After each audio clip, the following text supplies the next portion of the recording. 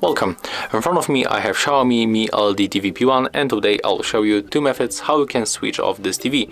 So we can use remote control, but also we can use physical key that we can find under Mi logo in this place. So here we got the Mi logo, and below the Mi logo we can find physical key. It's here. So when you click and hold it for 1 second, you will get this menu, and to power off you have to press and hold. And there it is.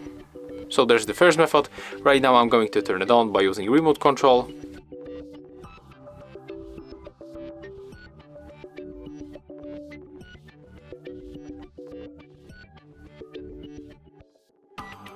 Okay, as you can see, our TV is back. So to turn it off with remote control, you have to simply click on this button. And that's it. So if you find this video helpful, remember to leave a like, comment and subscribe.